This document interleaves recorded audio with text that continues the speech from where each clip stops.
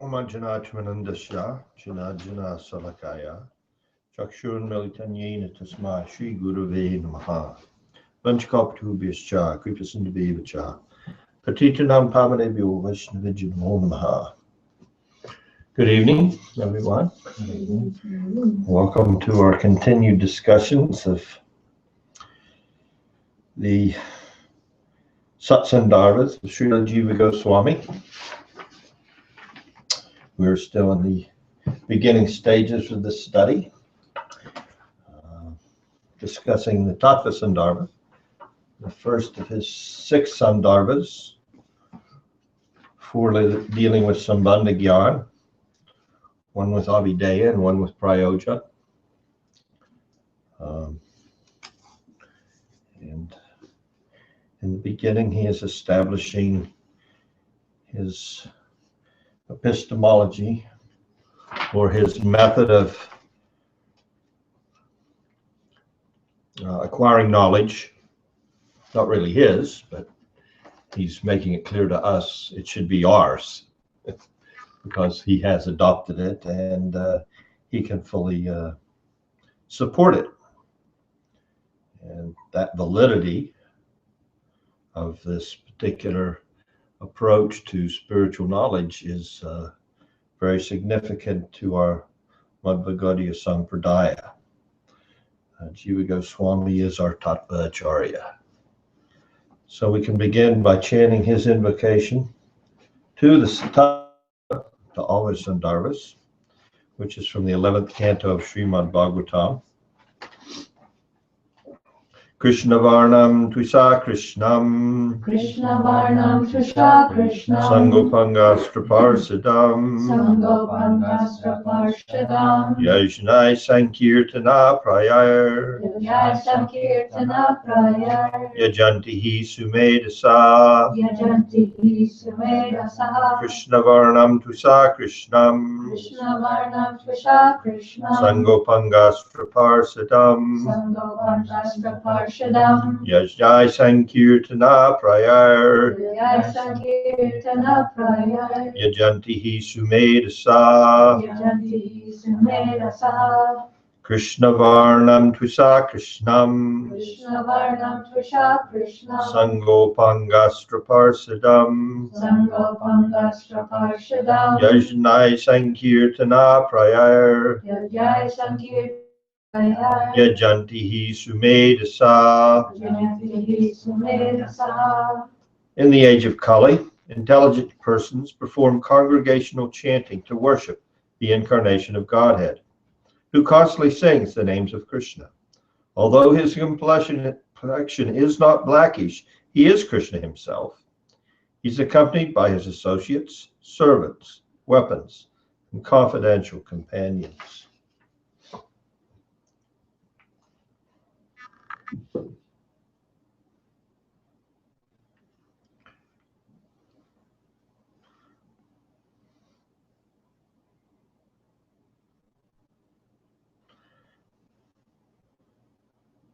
So we're now to that section of the Tattva Sandarbha dealing with the epistemology that is core to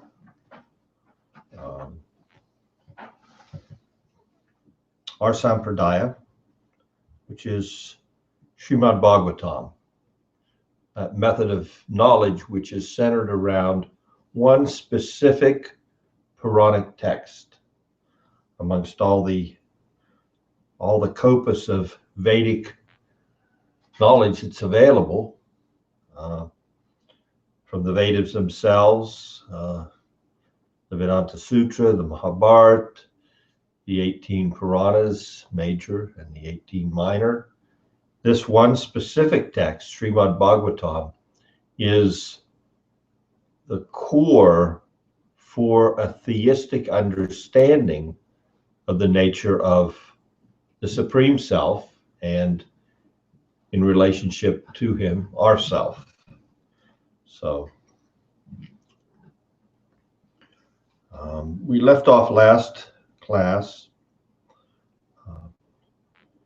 with some discussion of the 19th Anucheta, which is the Anucheta where Jiva Goswami introduces his reasoning as to the significance of Srimad Bhagavatam.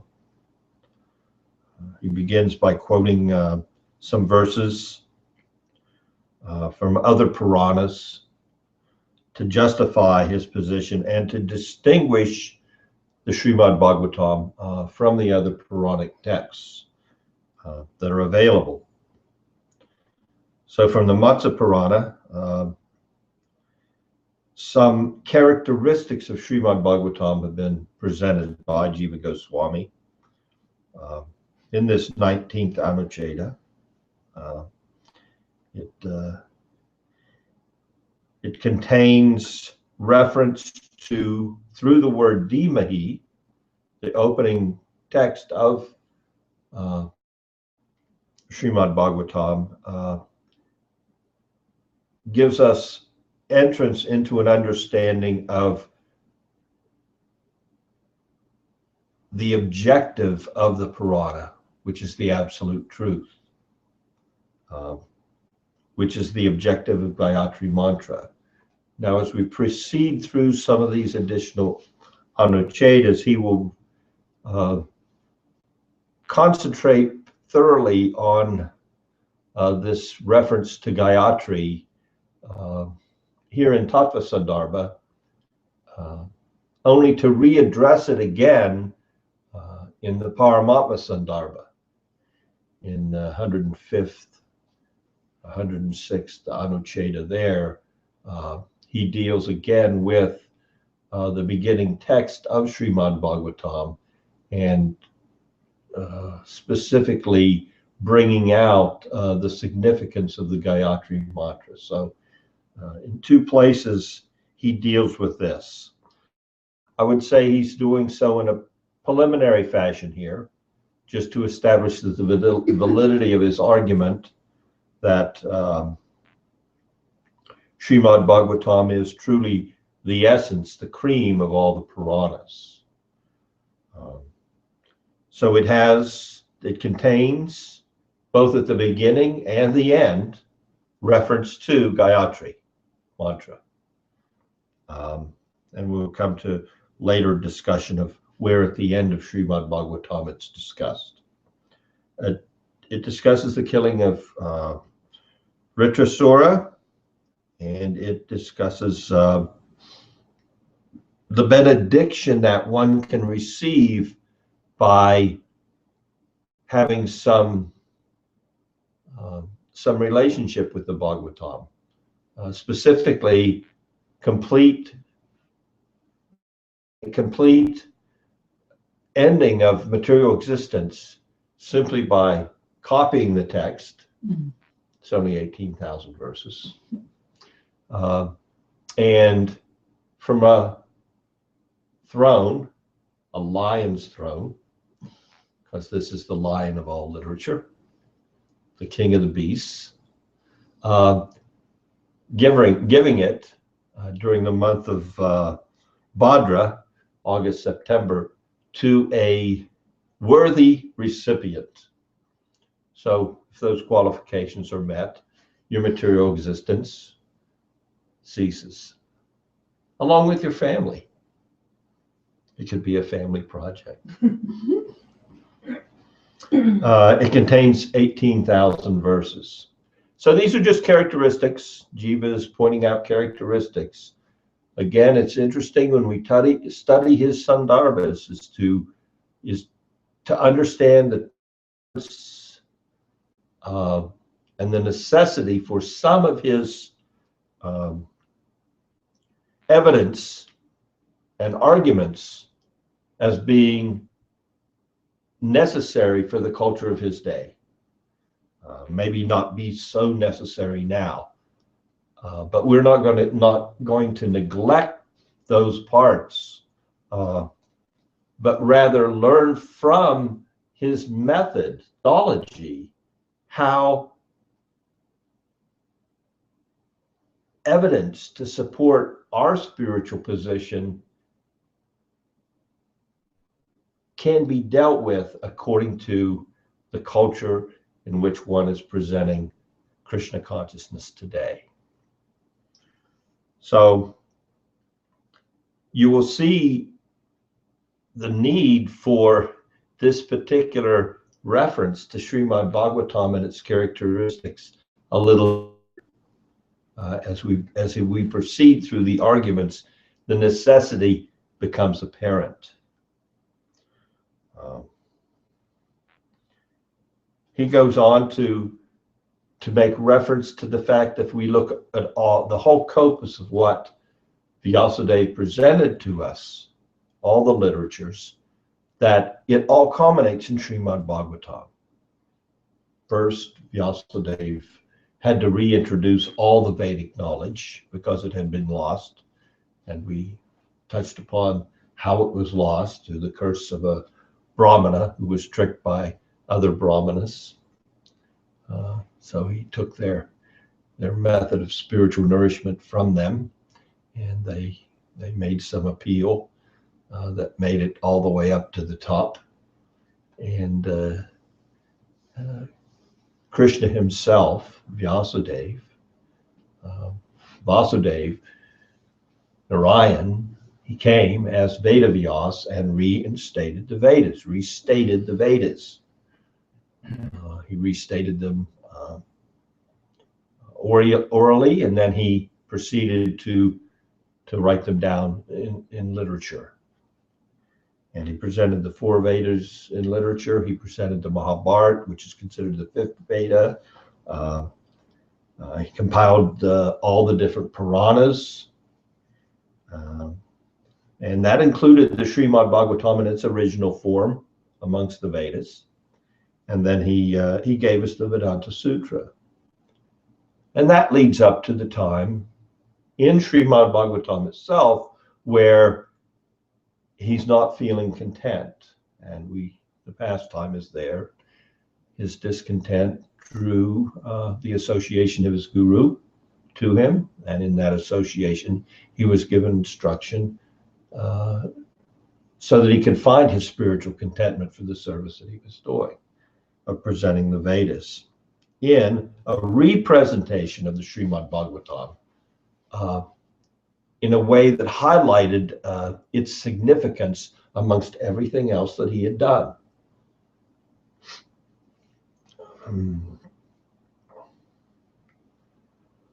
So there's some other significant points being made here, specifically in the commentary regarding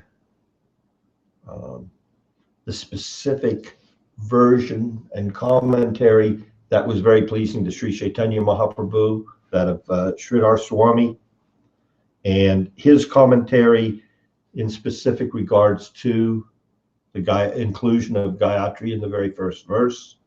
The fact that this is the ripened fruit of Vedic knowledge, as the Bhagavatam itself tells us, Nigama Kalpa Toror, Galitam Phalam.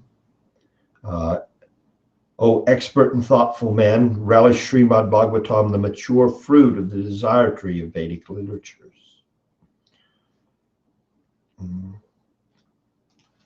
We continue from there to understand the compassionate disposition that is available through the Bhagavatam. It does not have all these strict requirements, although it contains the essence of Gayatri, the message of Gayatri, which is a Vedic mantra. One does not have to be qualified to chant Vedic mantras to enter into the supreme explanation of the topmost of Vedic Gayatri. It's available to everyone through Srimad Bhagavatam, through this literature.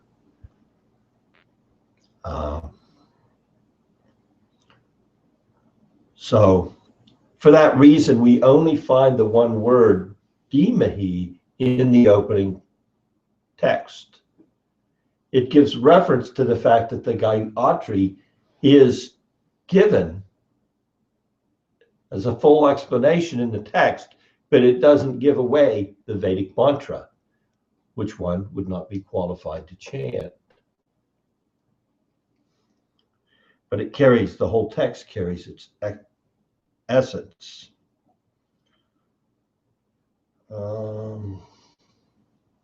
Little definition for Gayatri. What does Gayatri mean? Ganat, what is sung, and Trayate, gives deliverance. So Gayatri is Veda Mata, the mother of all the Vedas. Let's look at the, yes? So one can chant, anyone has the qualification to chant the verse of the Srimad Bhagavatam. Verses, yeah. Contains the word, the Dhimahi, word because it's, Dhimahi, right. but doesn't have the qualification to chant the. If they do not have the qualification, they can still chant Bhagavatam, yes. Yeah. If we look at Gayatri, some interesting information there. Of course, we begin all Vedic mantras with Om. The next expression is the Gayatri mantra. It is, as we said, it is the topmost of all the Vedic mantras. Next, we have the Vedanta Sutra, which is an explanation of Gayatri. And then Gayatri reaches its fullest expression in Srimad Bhagavatam, which is the Krishna conception of the supreme absolute truth. Of course, the Gaudiyas go one step further in their understanding of Gayatri. And they see the Gayatri mantra as the flute sound of Krishna. And that song is singing Radha Padam Dhimahi. Serve the Radha, the lotus feet of Radha. So this is the song that Krishna's flute sings, and this is what draws the Gaudiyas, is this particular aspect and explanation of Gayatri. Word here in these Anuchetas, in this section of Tattva Sandarbha, there will be some discussion regarding how different people look at Gayatri. But ultimately, Jiva Goswami takes us to the conception, the Krishna conception of Gayatri as being the topmost.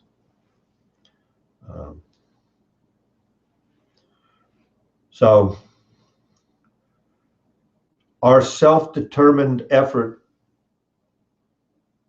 in entering into the meditation of Gayatri is Radhadasham. We're determined through our Gayatri to somehow or other attain that position of service to Srimati Radharani. That is the Gaudiya conception. It's a very nice presentation in that regard from Pujapad Sridhar Maharaj, which one can read, and he gives a mature commentary on how he arrived at this conclusion, and how that's every word in the Gayatri mantra is pointing at Radhadasham, the service of Radha. Now we come to Anucheta 20.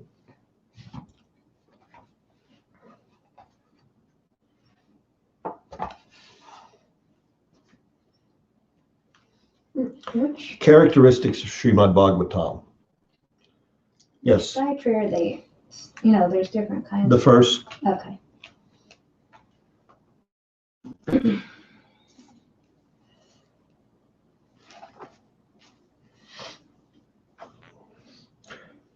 So characteristics of Srimad Bhagavatam, Anucheta 20.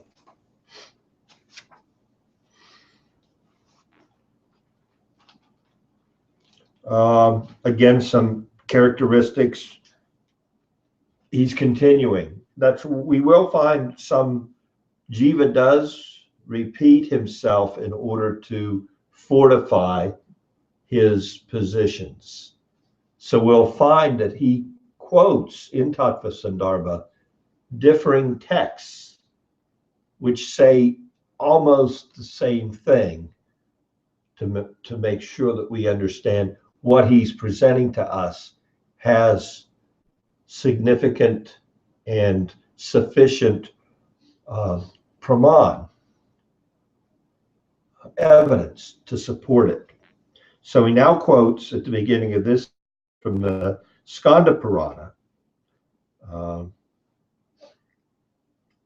He says, we find in the Skanda Purana a similar statement as we just gave you from the Matsya Purana.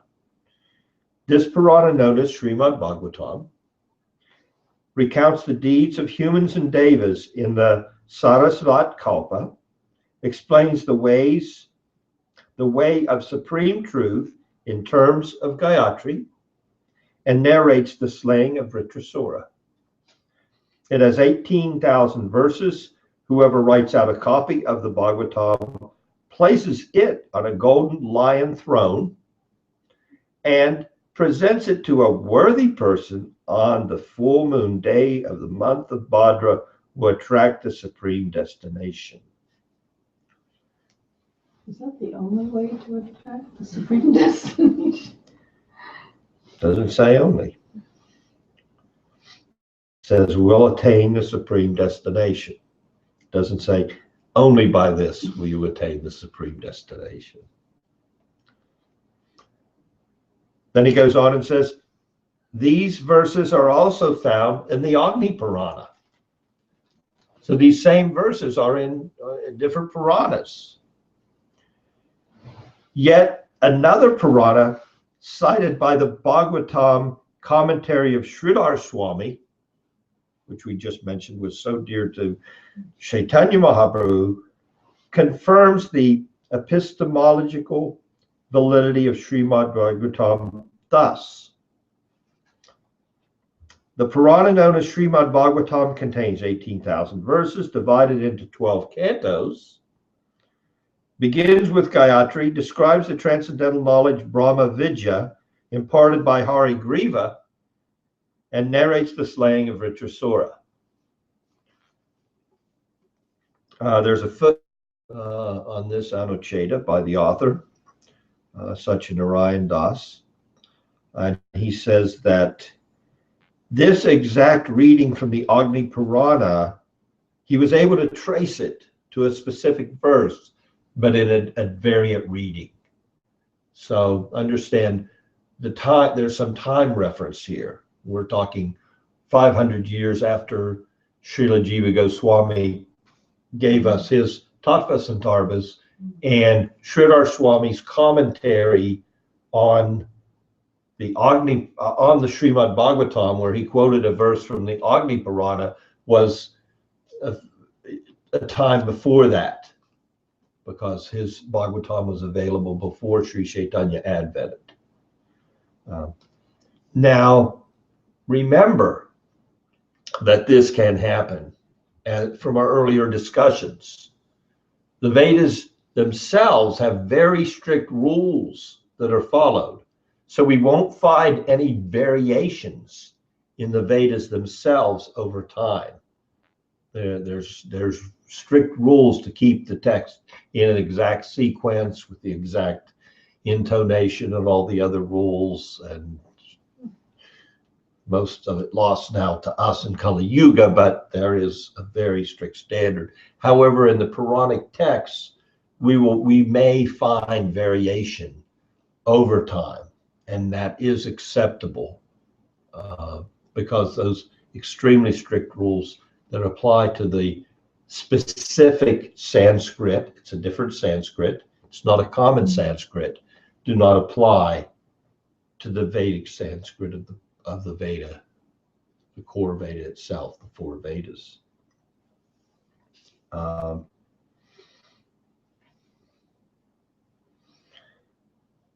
He goes on to discuss the Brahma Vidya imparted by Harigriva. Here refers to the armor of Narayan. So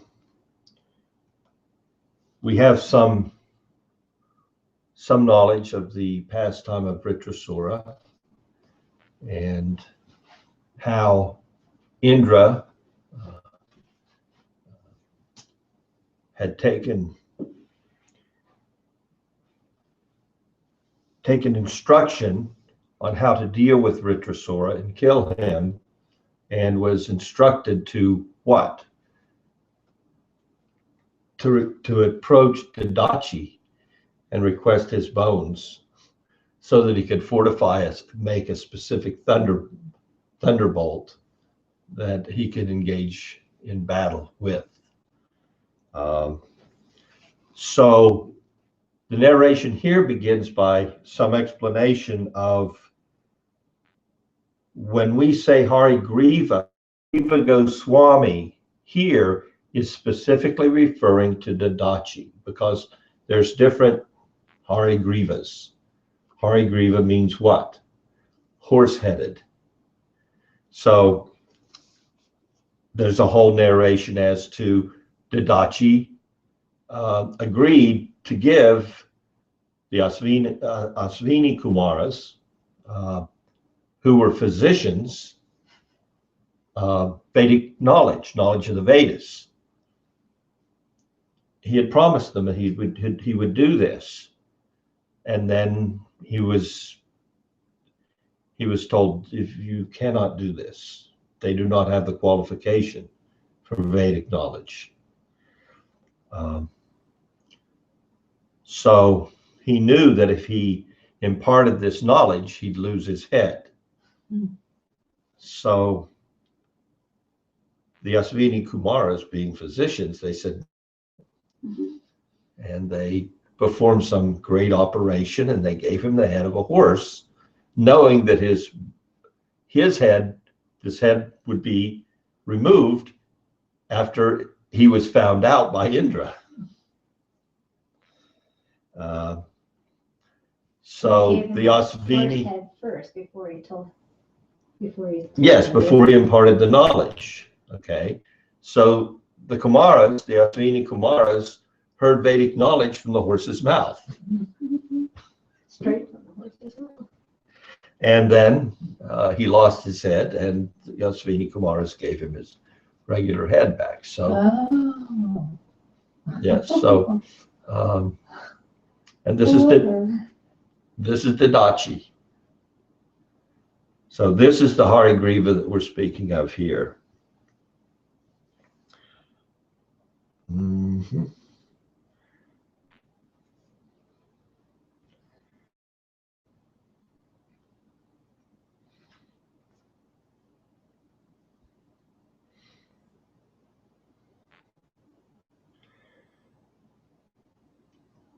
So this again is being given to us to deal with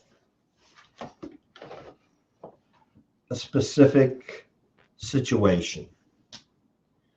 Let's see if that's dealt with here. Yes, it is. There were apparently at the time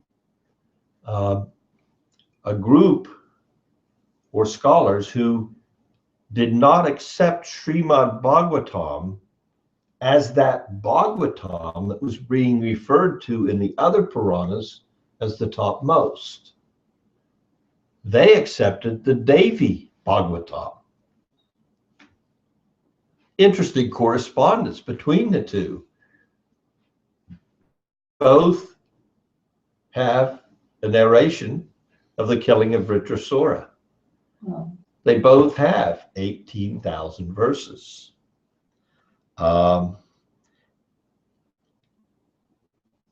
When it's mentioned a lion's throne, Devi rides on the throne of the lion. So they interpret it that means Devi. 12 cantos in both Bhagavatams.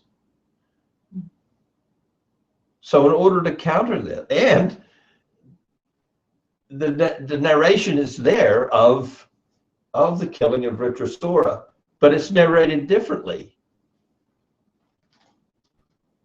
Vritrasura in the Srimad Bhagavatam is killed by a thunderbolt from Indra made from the bones of Dadachi, with the Narayan Kuvacha, the prayers to Lord Narayan, placed on the body both of Dadachi. That's what made his bones so hard and penetrable, and also on the body of Indra. So the Narayan, that is the power that will allow Vritrasura to be killed. Now in the Devi Bhagavatam, Vritrasura is also killed, but he's killed also with a thunderbolt, but he's killed with a thunderbolt that has other characteristics. Apparently, Vritrasura received a benediction.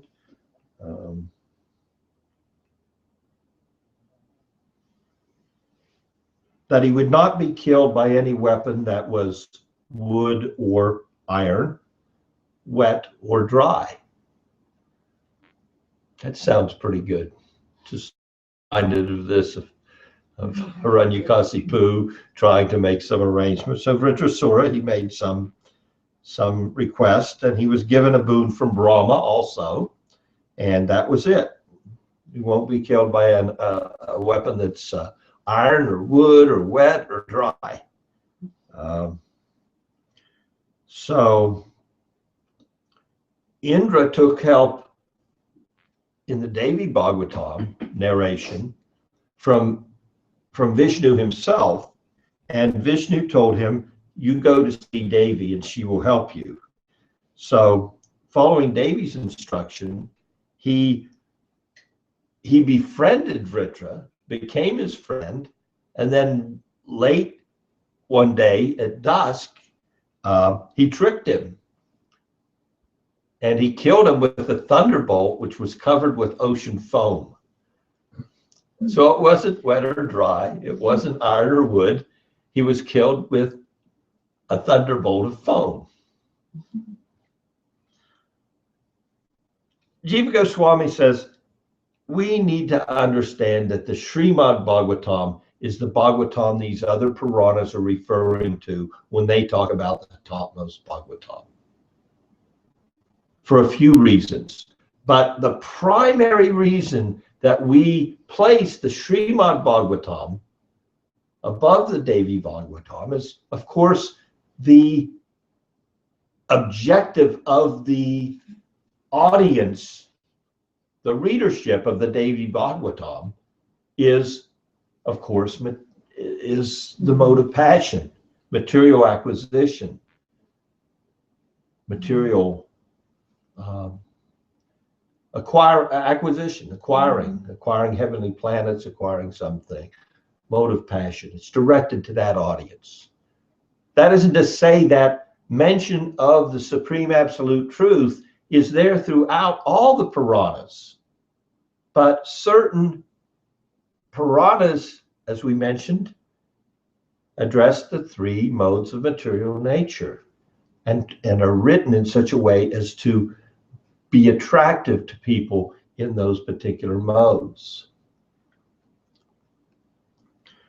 But what we find is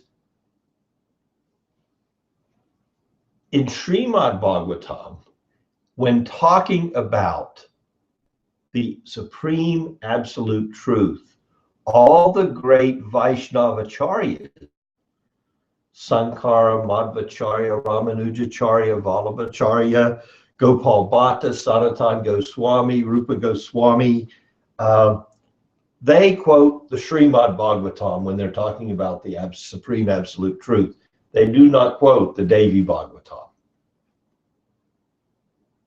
So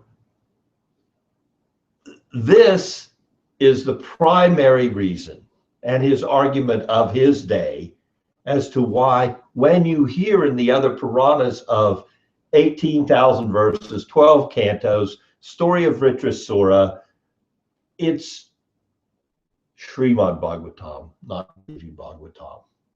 So you naysayers can retreat with this argument. I have defeated you.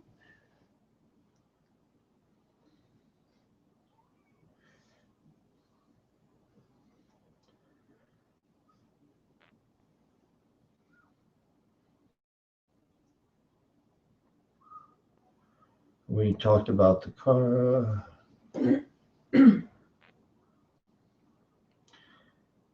Then we also he talks about and brings up the appearance of Srimad Bhagavatam. Specifically, the Srimad Bhagavatam that's coming as the final conclusion of the Samadhi Bhashya of Srila Vyasadeva, coming from his entering into Samadhi and realizing the way to glorify the Supreme unequivocally in one literature that would stand out amongst everything else that he presented to humanity. Krishna Swa Dharmapagate Dharma Jnana Divisaha Kalaunasta Drisamesa Narko Dunodita. This Bhagavat Purana is as brilliant as the sun, and it is arisen after the departure of Lord Krishna to his own abode, accompanied by religion, knowledge, etc. Persons who have lost their vision due to the dense darkness of ignorance in the age of Kali shall get light from this Purana. And he also mentions in the Padma Purana, it says that Srimad Bhagavatam has appeared as his very self.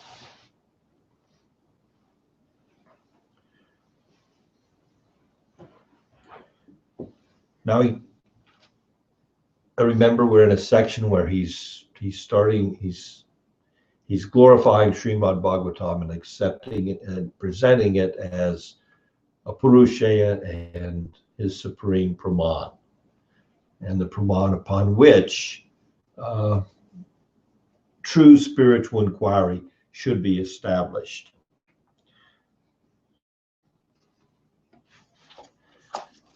So going forward to the 21st Anucheta,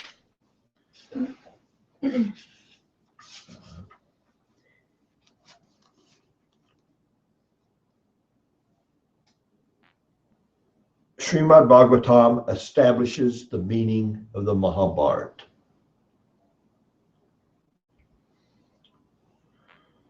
So he begins this Anucheta with a quote from the Garuda Purana.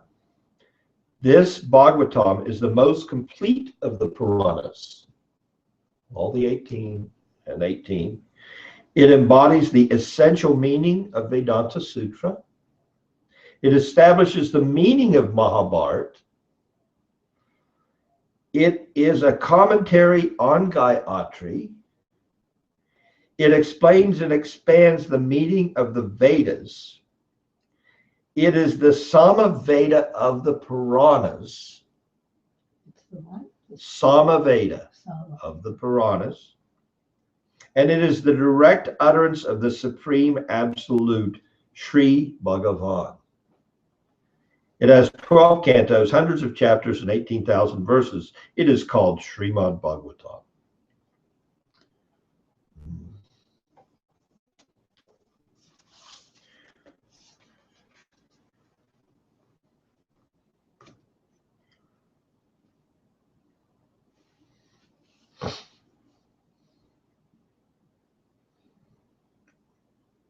So it's a natural commentary simple, makes sense, on the Vedanta Sutra, and it gives us the essence of the Mahabharata.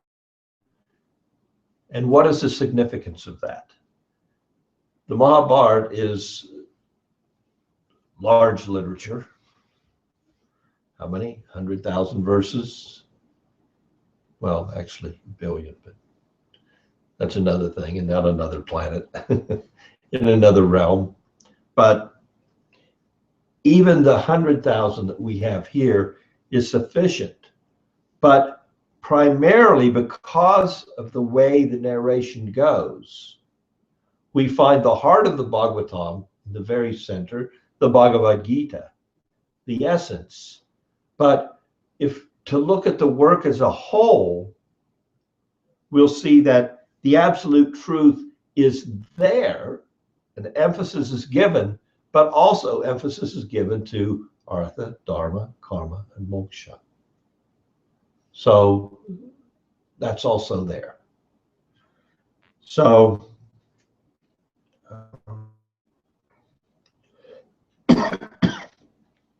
he goes on in the second part of this Anucheta to say that there's other commentaries because of this quote of this verse, that it is what? It is the mature commentary on the Vedanta Sutra.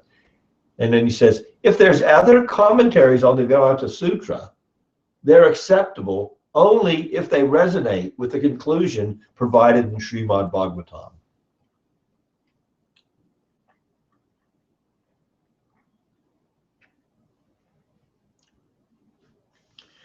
As we said, the Mahabharata is the conclusion of all scriptures, and Srimad Bhagavatam reveals its meaning.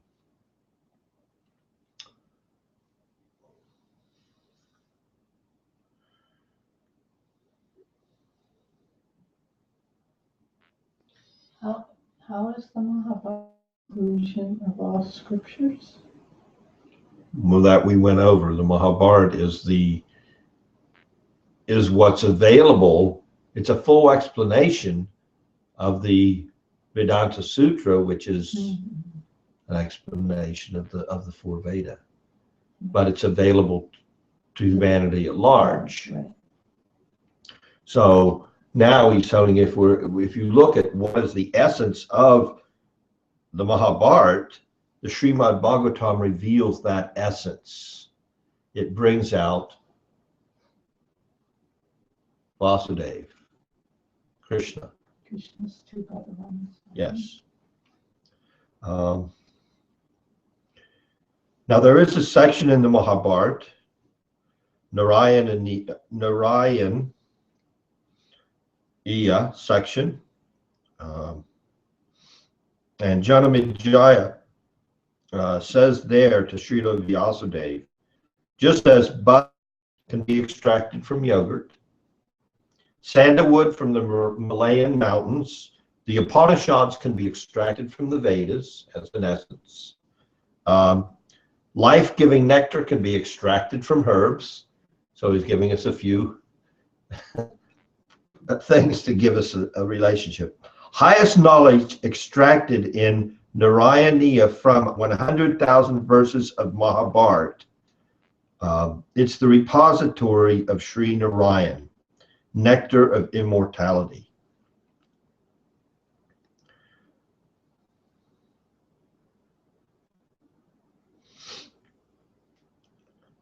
Again, to point out that really the essence of the Mahabharata is the worship of Lord Narayan.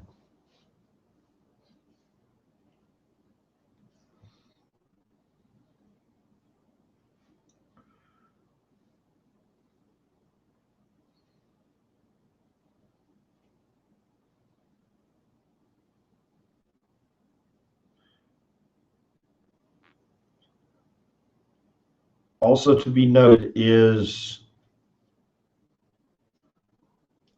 support is given from the Bhagavatam as to the fact that actually Vyasadeva gave us two versions of the Srimad Bhagavatam. And that support comes, oh, I didn't take note of the actual verse. Sa samitam bhagavatam kritvanu kramya chatmajam sukham ajapayam asa nivriti niratam muni. So in there, in the commentary to this verse from the Srimad Bhagavatam, Vishwanath Chakravarti Thakur gives commentary to the fact that a new kramya from the verse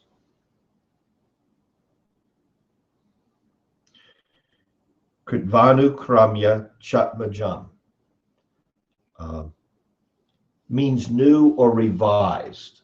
So this verse from the Bhagavatam itself gives evidence to Srila Vyasudev's presenting the Bhagavatam twice.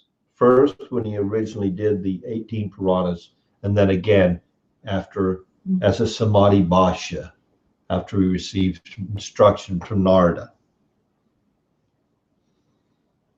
The great sage Vyasadeva, after compiling the Srimad Bhagavatam and revising it, taught it to his own son, Sri Sukadeva Goswami, who was already engaged in self-realization. I'm sorry I didn't make note of where that verse is.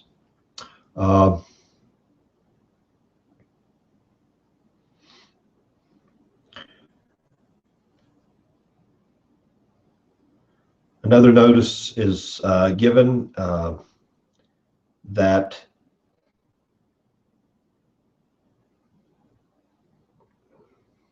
some interesting statistics on the Mahabharata, which I'll share with you. So at one point, the sages, they took the Mahabharata, they took all the other Vedas and Puranas, and they put them on a scale, the literary presentations, and the Mahabharata was more. Now, the Mahabharata originally has 6 million verses. And we have what? 100,000 here on earth. Well, what if you want to read the other 5,900,000?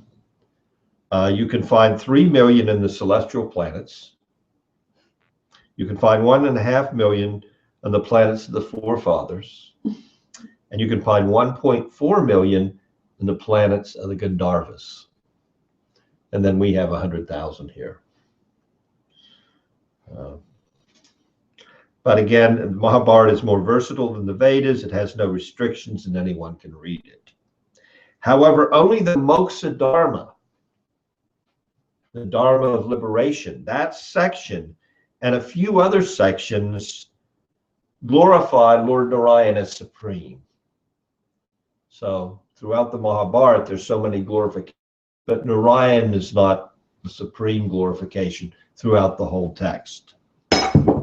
However, in Srimad Bhagavatam, and here again, this is to glorify Srimad Bhagavatam, everything is related to the Supreme Lord.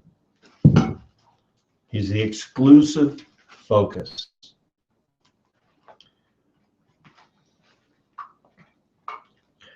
Anucheda 22 proceeds to establish, Srimad Bhagavatam establishes the meaning of Mahabharata. So Jiva Goswami, again, is taking the focus. And we can see at the time in the culture how, and even today in India, how much the narrations in the Mahabharata reveal. They love the pastimes of the Mahabharata. Well, he's trying to take us who are interested in the absolute truth and other readers of his Sandarbhas to the point of, yes, I recognize the fact that you love the narrations of Mahabharata, But Srimad Bhagavatam has so much more to offer you when it comes to knowledge of yourself. The Bhagavatam is certainly glorious, but the essence of all Vedic literatures is the Bhagavatam. And if you want to know what's the meaning of what's in the Mahabharata, then take shelter of Srimad Bhagavatam and you'll find what's the essence there. So I'll stop there for this evening. Are there any questions? I have a question. Yes.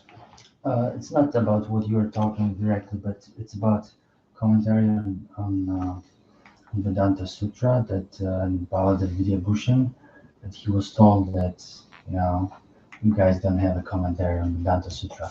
The Gaudiya Vaishnavas, yes. Yeah. So who was that who said that to him? Because I forgot.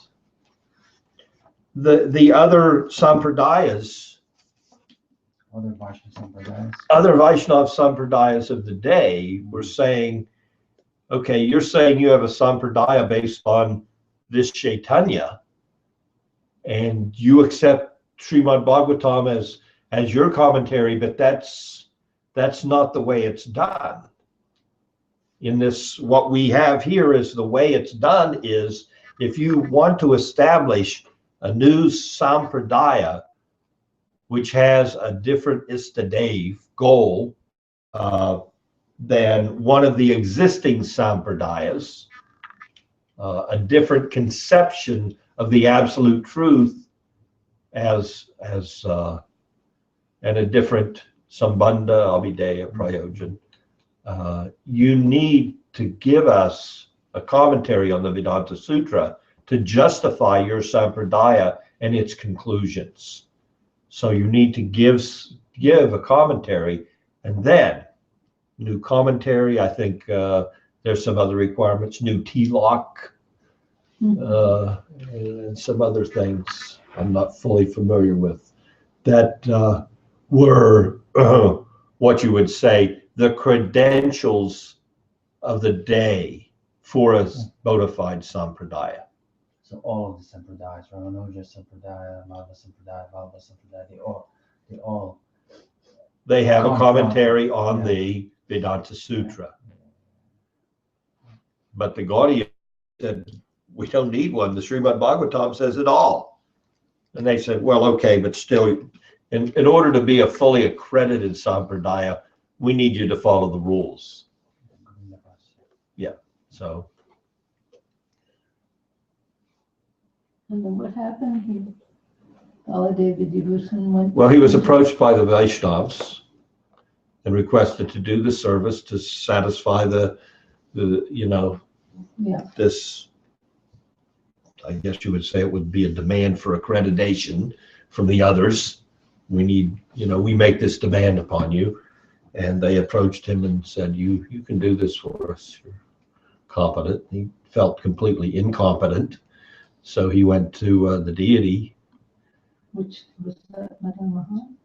Govinda. Oh, Govinda. Yeah.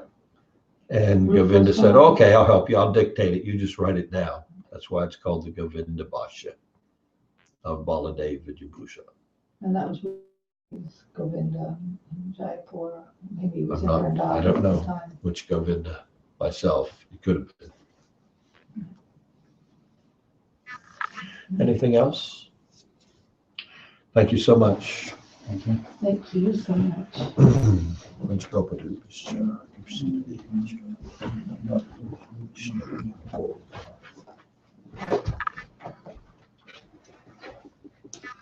Forgive me for doing this. I like to just listen, but of course the news next week. No apology necessary. Not around this.